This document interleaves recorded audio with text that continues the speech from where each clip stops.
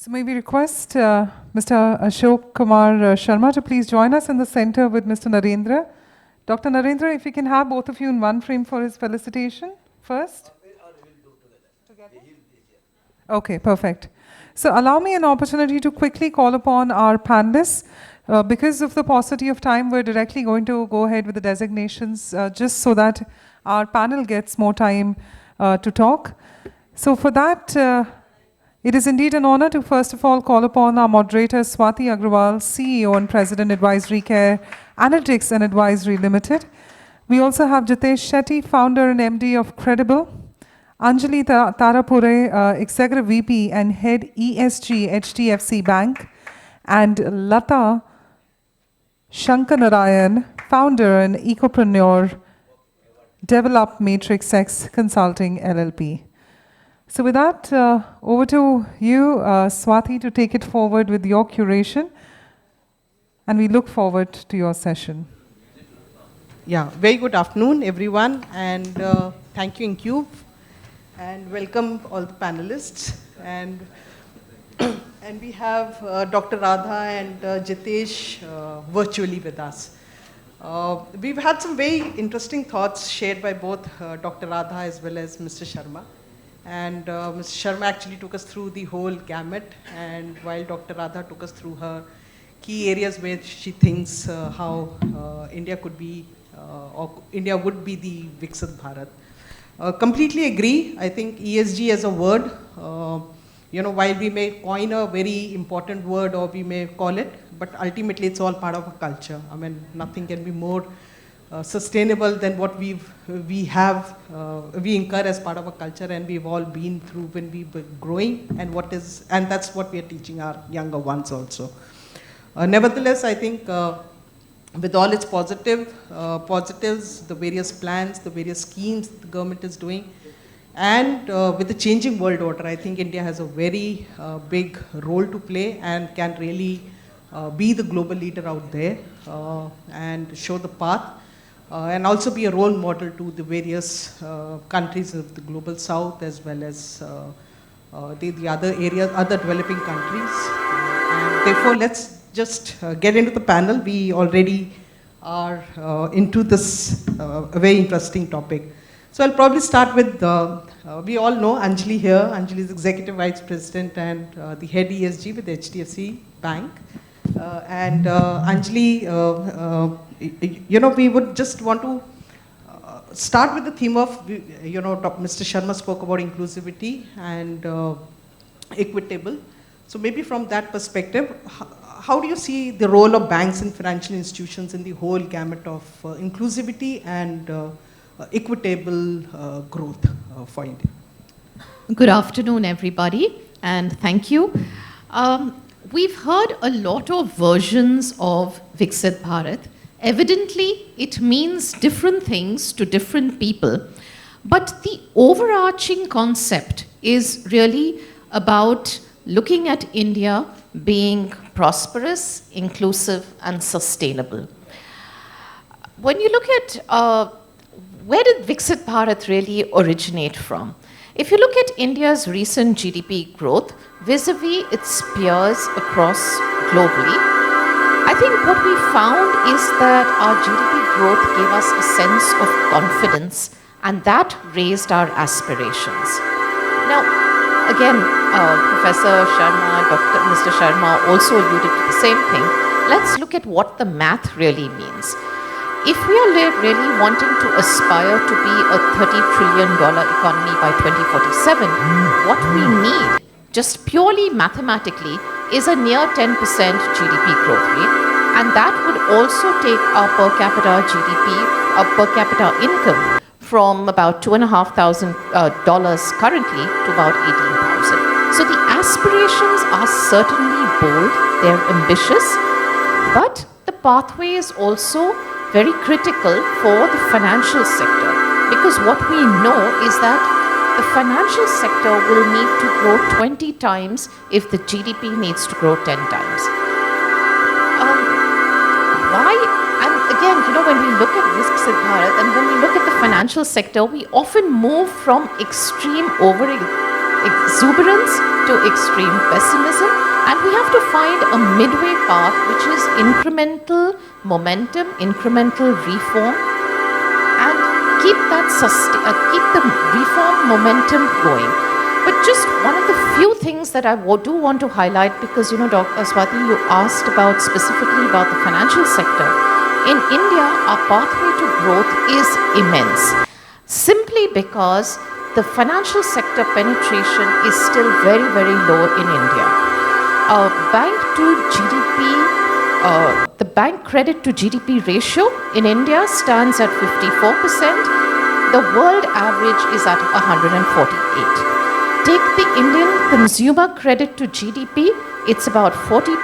You look at it globally, look at our advanced peers, it's anywhere between 60 to 70%. Mortgage to GDP ratio, just at about 11%. Look at some of the South Asian countries, this ratio is between 20 to 30%. When you look globally, this average can go up between 50 to 70%. So the point I really wanted to make is that the runway for growth is immense. Certainly, we have to look at financial inclusion. The JAM Trinity has done a lot for our system, but we need a much larger scale in terms of credit expansion.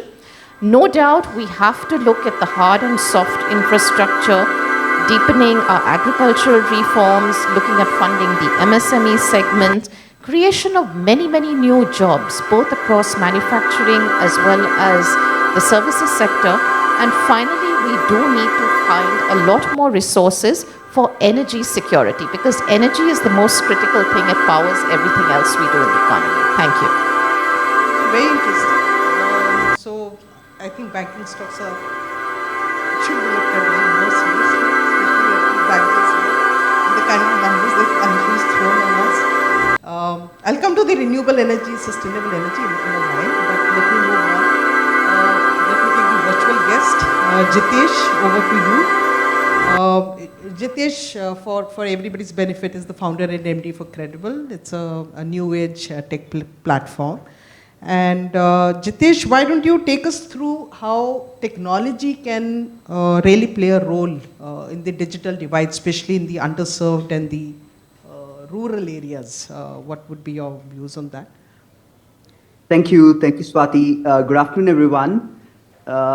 First of all, thanks for having me. My apologies, I couldn't be there in person. To answer to your question, Swati, I think there are so many ways, right? Technology is, at the end of the day, the largest positive disruptor, and it also cuts across very broad. So almost every sector we can think of, technology can play a positive role in overall development. Like even if you go by the definition just Anjali put, right, for Viksit Bharat. So take a new age technology, because we use the newer AI, generative AI a lot, just thinking how broad it is and what kind of a role it can play. One is in just the AI value chain. I'll touch because it's new age. There are infrastructure players. These are large infrastructure players who make these chips that is largely dominated today by American companies and then the Chinese. But then as you go downstream in that value chain, really building capacity, there is a lot going on in India by large companies. Again, there was just news out today in Bloomberg what Reliance is doing in Jamnagar, a massive data center they are planning. Now, if you go further downstream, there is huge opportunity just in this technology AI, right?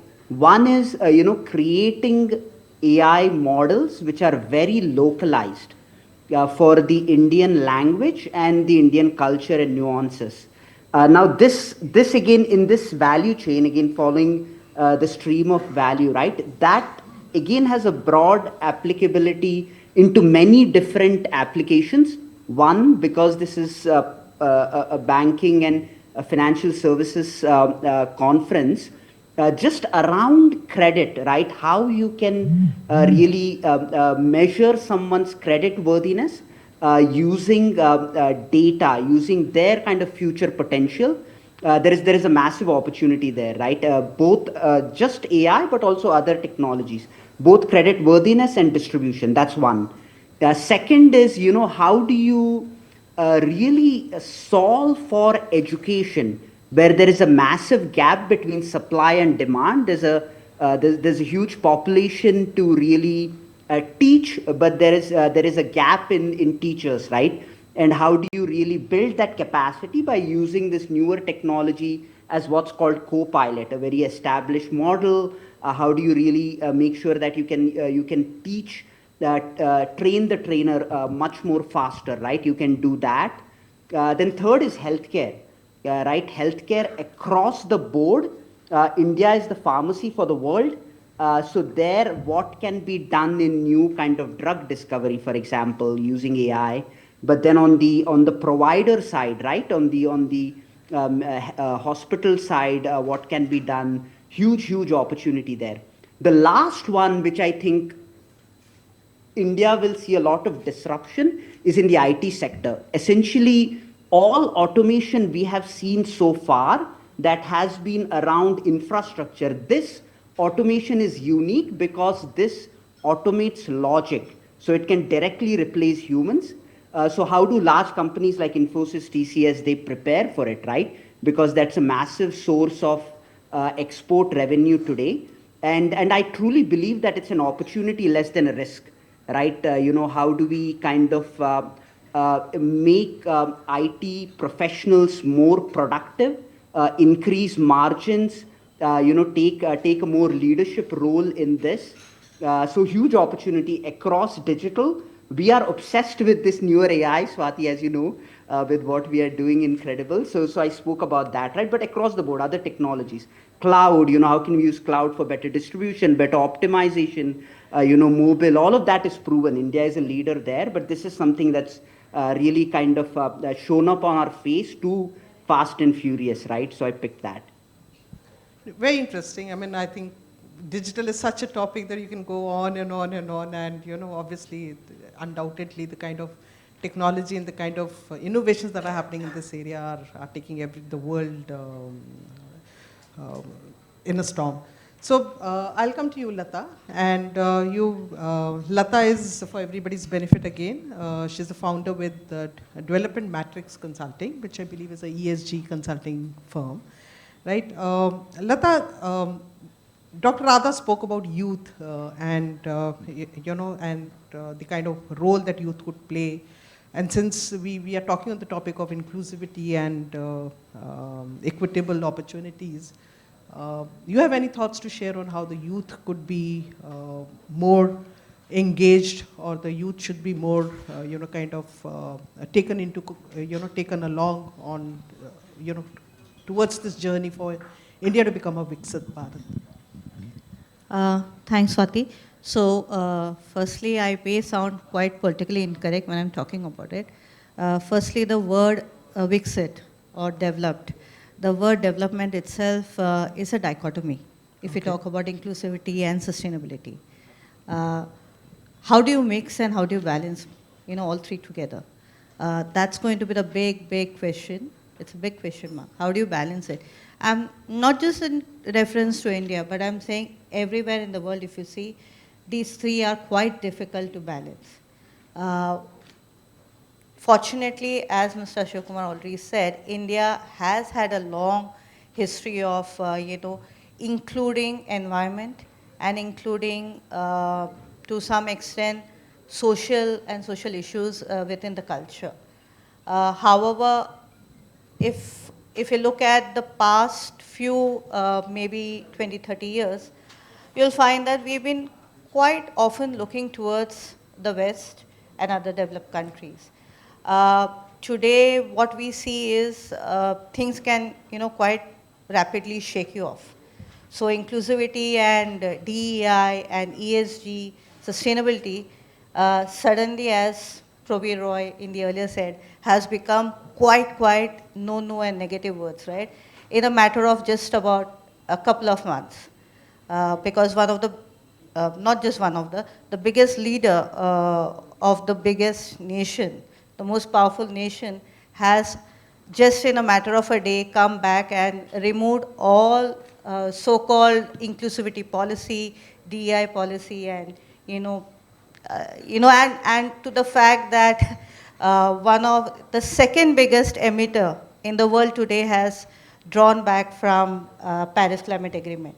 So it's a question mark to say that, how do you balance all these three? The other area, when we talk about Viksit Bharat, and I have to comment that, one of the beautiful things about Viksit Bharat, the vision given, has tried to include a lot of social inclusivity and even to that extent sustainable elements to it. The question would only remain, will it be enough? To give an idea, when we talk about, a fair amount of the plan is dependent on taking India to a new age forward, mainly through a digital and AI-based economy. While at the same time taking our so-called social inequity, the rural and the other marginalized forward, digitizing them so that they also become part of the mainstream. Now, one of the biggest dichotomy in this is it all sounds nice, and as somebody said in the earlier panel, on paper they all look good. How do you implement it? And if it all, will it be implemented in a way that it is equitable for everyone? The reason being, the more that you depend on AI and digital, you also have to remember more is, as Anjali said, energy required. So we are already a fossil dependent economy. And even as we speak of end of 2024, we still have managed about 92 or 97 gigawatts of solar. We still have a way to go to achieve, 280 gigawatts of solar, which is our going to be our goal for the Paris Climate Agreement, and then 500 gigawatts of renewable energy. There is a big stretch. While we do so, we may do so. The fact is, you will require huge amount of land, which means you are going to look at having to look at maybe look at destruction or maybe compromising a lot of the biodiversity. So how do we balance all this is going to be this thing. The other area is youth. If we look at today's youth, whatever we call as Gen Z or the Gen Y, they are already born in a digitalized era. Most of the urban youth already are familiar with smartphones and the digital, but they've been so ingrained in it that, as Mr. Ashok Kumar said, we learned, our generation learned from our parents about, not misusing too much of light or, because we had to be careful about how much we spend. Waste economy was something we were careful about. But today's youth have not learned that culture.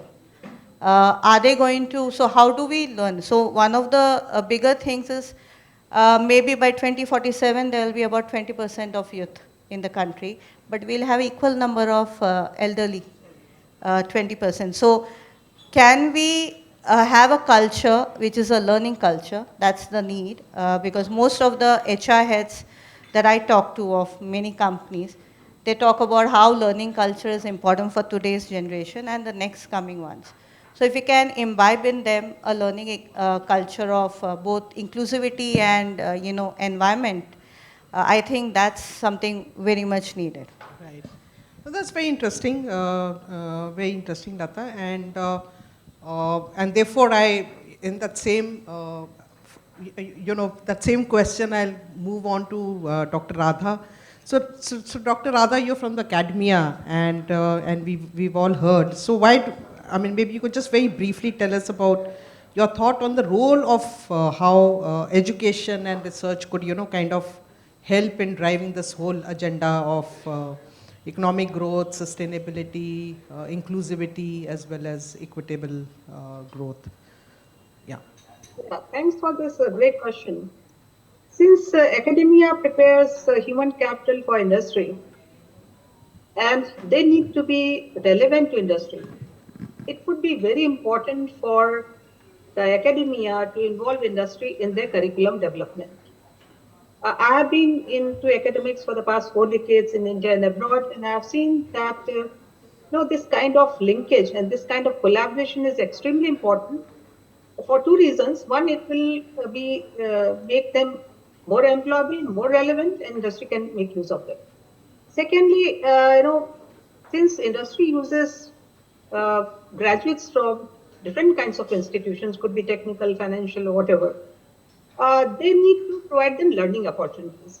In US universities in particular, I was in Germany and many other places that I've taught, uh, what they do is that professors have chairs, and under those chairs, they have opportunities for students to be doing projects for the industry. In the process, they learn and grow.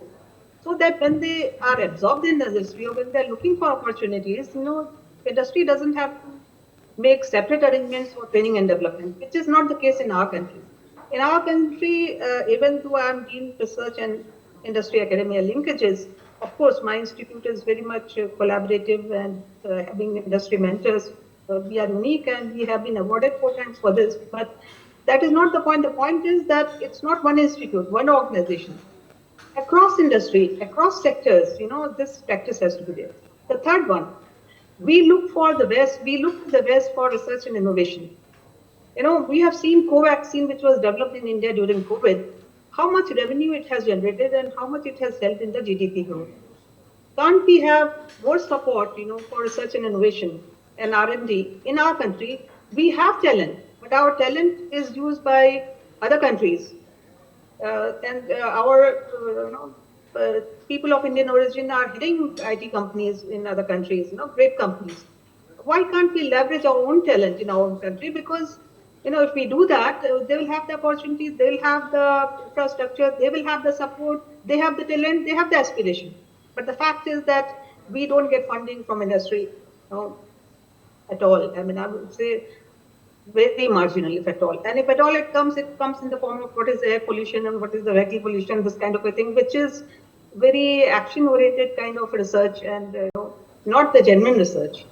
So this was one point, and third is that there has to be when in the West I've seen knowledge is generated at the university and utilized by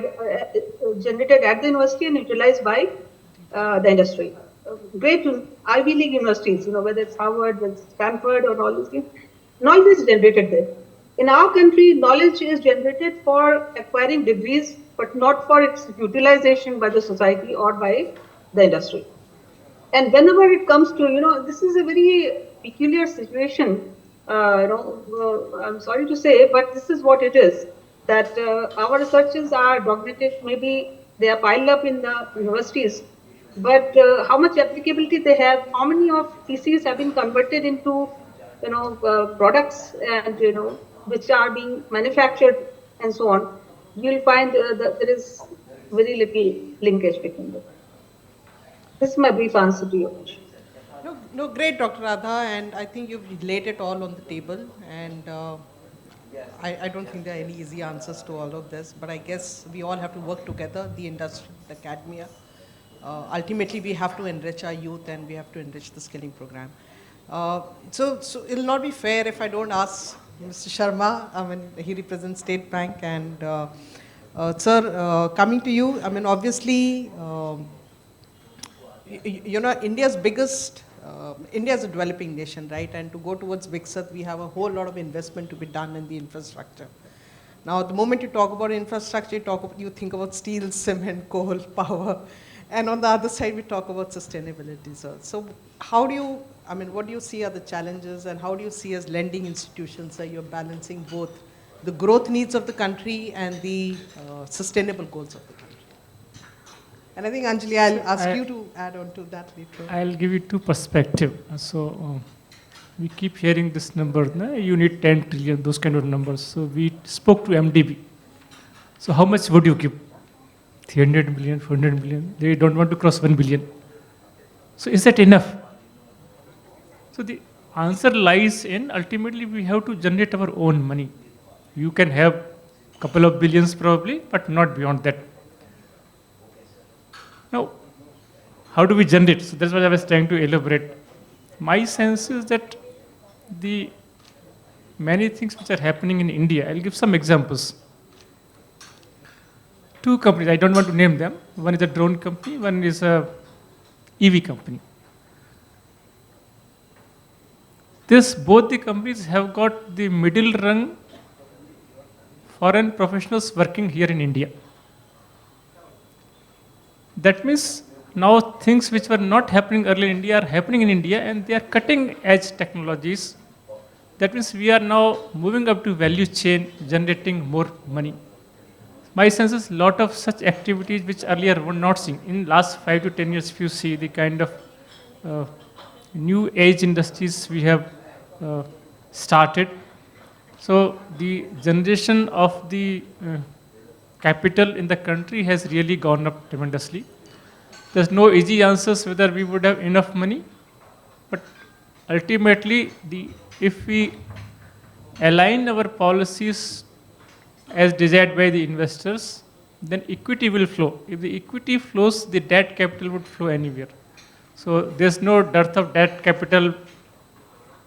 If you look at the longer term requirement debt capital, suppose you want a 15-year, 20-year money.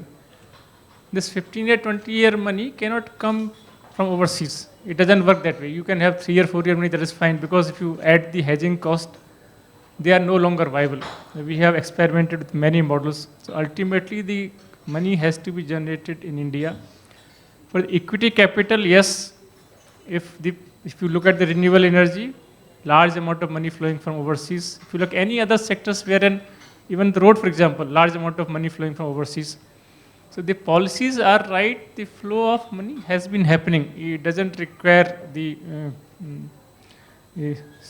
any specific scheme by the government. One more point I would add, if you allow me. See, this inclusivity is good for the financial institutions. In Jan Dhan, our deposit is more than 60,000 crore. So it is a good business, not that we are doing inclusivity just for sort of having a moral charity in mind. No, this is a good business for the banks. With those strata coming up, with the other side, the debt capital, equity capital coming into the system, because it cannot be one way. If you grow on the other side, unless there is a population who is willing to consume the other, then only the growth would be complete. So that is what I wanted to add. That's very right, sir. And it's good to know that the challenge of funds is not there. But as a related question, sir, I mean, there have been various schemes. Do you think there is a challenge in terms of the green projects that the country has currently?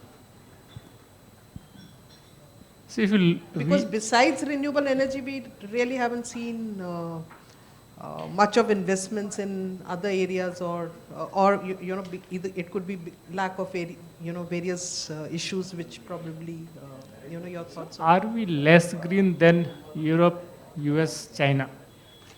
If you look at the total energy consumption by the US or the Europe or China, we are much, much lower. I think we're 1/3 of US.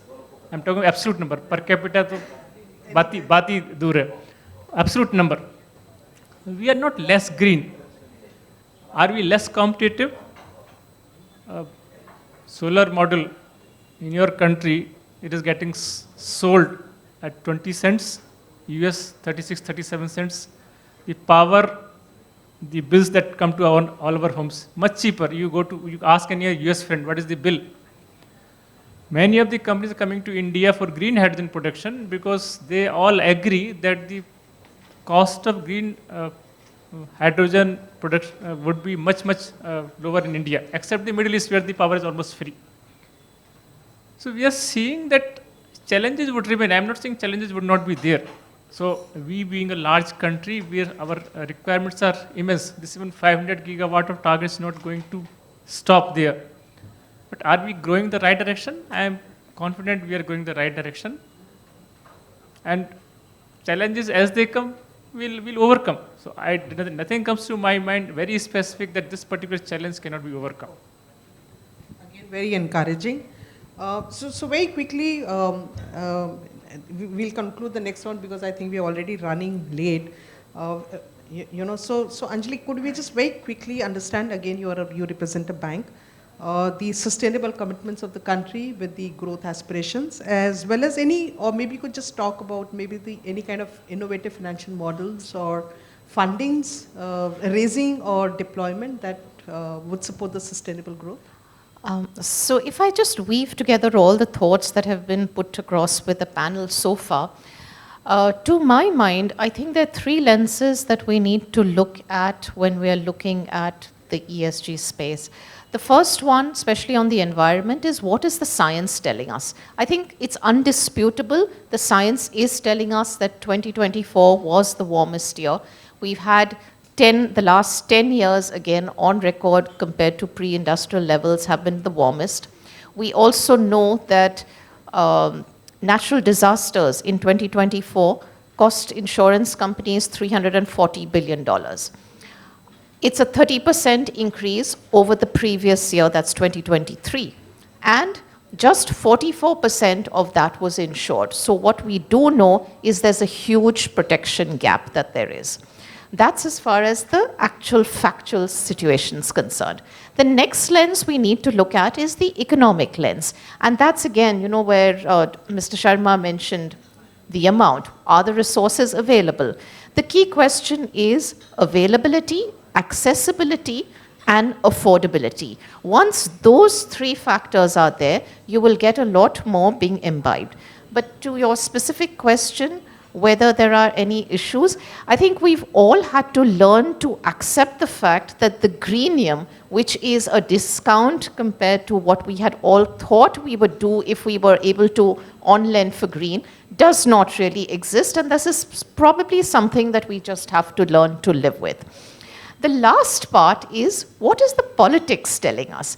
Now, yes, we've seen a complete sea change that has happened, but the winds of change are blowing through. But for companies that see DEI, for instance, as a business imperative, as something that is adding value to their customers, value to their human capital, they're not going to abandon it. Maybe they'll change the name of the policy. Maybe it's a little bit of a... But companies that have truly imbibed it are not going to give it up. Companies that are truly believe that the green path and the gradual path to decarbonization is meritorious, I think that will definitely continue. Thank you. Thank you. Jitesh, you want to throw an angle on how digital can play a role with the MSMEs, given that they are the part of supply chain and they are really, really important to move up the curve on the, if India has to achieve Viksit Bharat and the 2070 goals? Yeah, sure, Swati. I think it's a very good question. What I recently realized, right, that MSME is not just in India, but overall globally. We work in Europe a lot. They're also, right, it's a key issue. How do you empower them? So few areas. One is, again, goes back to credit. MSMEs typically have a very unique risk and opportunity posture. So, using technology to figure out new ways to give them access to credit, right? Sector-specific credit. I think that is one. Second, in this whole decarbonization and sustainability space, how do you make sure that MSMEs participate without having a huge burden on them? I think technology can play a huge role there because they operate really low margin businesses. They're always kind of struggling for working capital. If you tell them, really do disclosures, that's a massive burden on them. How do you do that? So, for example, Credible is doing some really innovative work there with MSMEs. And third, really, again, is what's happening with this AI disruption. Pretty much internally, what we think of it as transition, right? I think this is a massive transition, what's happening with Gen AI. I actually don't think we are overreacting. I truly feel overall as humans, we are underreacting, how kind of disruptive this is. And this will impact a lot of jobs, even on the MSME side. So upskilling, how do you use generative AI again, as a co-pilot, as a way to really pivot, change your business. I think those are some of the areas, right, where tech, digital, especially AI, can play a role. Completely agree, and that's the way forward. And the only thing is, entities like you have to ensure that the technology is affordable for these MSMEs. Yeah. Yes.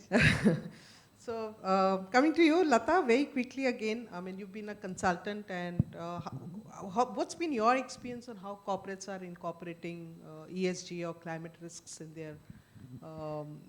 their operations, or do you just see them only doing compliance? So, to say that I had to just go a bit back in my journey. I come from the corporate world too. I was morely in strategy and marketing with JWT, J. Walter Thompson.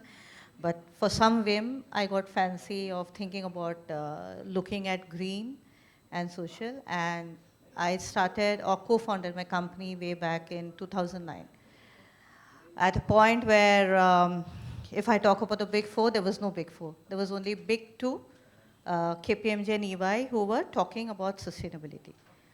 And then there was us as green evangelists, we were talking about it. It took a lot of hard struggle because even CSR wasn't known as much, except for, obviously the PSEs. PSEs, I have to admit, have been one of the forefront when it comes to both CSR and sustainability. And I worked quite a few, from Coal India to, NALCO and all. So it's been a learning journey from sustainability now ESG. That's how the journey has been. There are, of course, a mix, as you always get in anything. There are companies who just look at it more like, I want to maybe earn a certain investor confidence, or I want to increase my scoring and rating. The moment the word ESG comes in, quite a few start thinking कि अच्छा हमारा ESG score अच्छा होगा कि नहीं होगा, will I be better than my so and so called peer? But there is a fair number of companies who are also quite serious, and amazingly, if we talk about some of the legacy companies, they are always been at the forefront. But you'll also find that there are interestingly smaller or upcoming startups who are I've been amazed by Zomato, how they quickly adapted to sustainability when they came, because I remember uh, when I first started using Zomato way back during COVID, I was more furious because they were using plastic for almost everything. Just one single doodhi and you had a plastic also around it. Today you'll find they are quite sustainable in that. They look deeply into their packaging. There's still miles to go. So I think fair amount of companies are better. Uh, if I have to talk about it, when I advise most companies today, and I work with some of the finance companies also, there is a huge gap. If we talk about banking, banking is doing, I would say, well in gender equality and inclusivity. But if I look at the NBFCs and the smaller financial companies, they are not so doing because they are largely based in most of the rural and other areas. And there, so from 30% on an average in banking, if I'm not mistaken, as the gender ratio, you find 5% or not even 5%. If I talk about some of the big two, if I talk about L&T Finance or Mahindra Finance. The reason being some of the few things. So when we talk about Viksit Bharat, I think the companies, and as Dr. Sharma also said, companies, industries also need to lead, because it's not enough. The government can't do enough with such a huge population as. One of the biggest thing is, while we look at the big numbers, big picture, whether we talk about technology or whether we talk about renewable energy, but some of the basic things also need to be looked at, which is, roti, food security. Uh, some of the companies I work with don't even have toilets. Forget women, don't have toilets. And these are some of the biggest companies in the country. So it's a matter of dignity. How do you take dignity for your employees, but also how you make dignity for the community, the social community. So, and climate change is relentless, as Anjali's already said. So I think that's, as we talk about companies and industries and the government coming together, we have to remember climate change is there. Yeah. No, no, great. That's great insights, and I think our experience is also similar, very similar. You have one end which are very conscious companies, and one end who will not do the basics also. But yeah, I think broadly a push from the regulators, a pull from the customers, investors, will all take us all there. And yeah, Um I If think I may, if I may, I would like to make 2 cents at yeah, the yeah, end. please. I, I have been a passionate supporter and promoter of CSR and sustainability for over 2.5 decades. When CSR started in India, I'm not trying to brag about, but I was instrumental in getting it included in the curriculum because I felt it was something which was required. And sustainability is another such thing. I have been engaged in this nationally and internationally for since 2008. And we have got a sustainability center. We teach a course on sustainability. Our students do internship in NGOs and so on to learn about what sustainability means, what the 17 SDGs are, how they can contribute, how they can relate to. And they also learn about, the circular economy and, this thing. And it's a big business, MSME, as you were talking about, if these are financed, because they also have problem that, have trust in them. So green finance is another issue, but what I would like to say is that there is very little awareness about sustainability in the general population and also at the school level, college level, and so on. I've got myself trained, several sustainability certifications and so on. We were talking about measurement of sustainability, carbon footprints, and there are measures available which can be, an individual can measure one's carbon footprint and so on. So how to reduce these carbon footprints, how to have sustainability mindset, there needs to have great, awareness, and the ways and means can be found out whereby, people lead a lifestyle which is friendly, which is supportive of earth. So that Prime Minister's COP26 remark where he introduced the term life, so lifestyle for environment, that's what I think is needed. No, Thank so you. this is great. Let's just hear it from Dr. Sharma. Sorry, Mr. Sharma. And, Just one thing. I think there's some notion that the funding to the sustainable, the green is costly. It's the other way around. You go to anyone, green, sustainable, available at sub 9, wherein other guys struggle more than 9. So plenty of money. We find it difficult to book the asset. Second part, this, as Dr. Radha was mentioning, the availability of support, maybe, probably we need to make sure that connecting the right organizations, and as my colleague was mentioning, there are a lot of organizations who are willing to give the money to the right person. This right person is extremely important to us. So money is there, provided we are able to probably showcase. So maybe the showcasing part needs to be done a little bit more. And that is all I wanted to add. Thank you, please. no, great. I think just to conclude, I think we've had some great thoughts and great ideas. Number one, of course, ESG is not is a new coined word, but it's been there with the Indian ethos. Number two is, of course, we are on the path. We're really on the path, and there is nothing which holds us back from a Viksit Bharat. Number three, enough of green finance is available, sustainable finance is available. It's just that you need consultants like us to, show you the path to kind of get the money to the right projects and the companies to do this.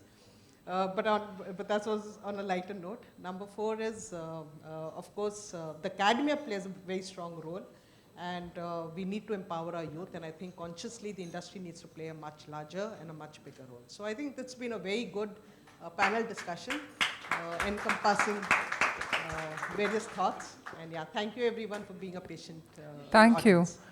And thank you, Jitesh. Thank you, Radha. Yeah. Thank you, Jitesh, for joining us online. Thank you, Dr. Radha, for joining us online. It's been brilliant having all our eminent panelists join us. With that, may we request all of you to please step forward. Allow me an opportunity to invite our dignitaries, Sandeep Parwal from SPA, the financial advisors, to please join us. Govindan Ramaswamy, Senior VP Corporate Finance and CRO, Larsen and Toubro. If you could have Dr. V.S. Partha Sarathi, Coach, Mentor and Entrepreneur India, Independent Director, LIC, to please join us.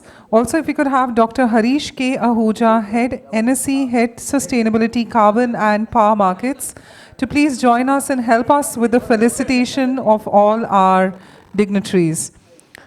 Dr. Harish K. Ahuja, Head NSE, Head Sustainability, Carbon and Power Markets, to please join us. So we'd like to humbly thank all our leaders. We had Dr. Radha join us with her talk. Of course, we then had Mr. Ashok Kumar Sharma, who delivered his independent keynote. We also had a great panel discussion spanning for 45 minutes, led by Ms. Swati Agrawal. And of course, we had Jitesh join us online. We had Anjali in person, and we also had Lata, who had taken out her time to join us. With that, thank you so much, gentlemen and ladies, for your kind time. And we're going to be going ahead to our next session. For all the ones who are in the room, the tea and the coffee will be served to you on your tables, so do not worry. We're going to keep refreshing your table with the same. So with that, we're going to be going ahead to our next session. We're going to be requesting the team to serve the tea and coffee on the tables for all our guests. So since we do not have any time for the tea and coffee break, what we are doing is we're going to be requesting the hospitality team to further give the tea and coffee to each and every one on their tables as they're seated.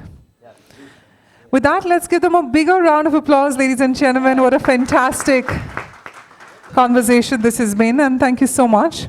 And on the other side, we're talking about how progressive and responsible key leaders like CEOs, CFOs, taking the mantle of building enduring organizations for sustainable growth of India.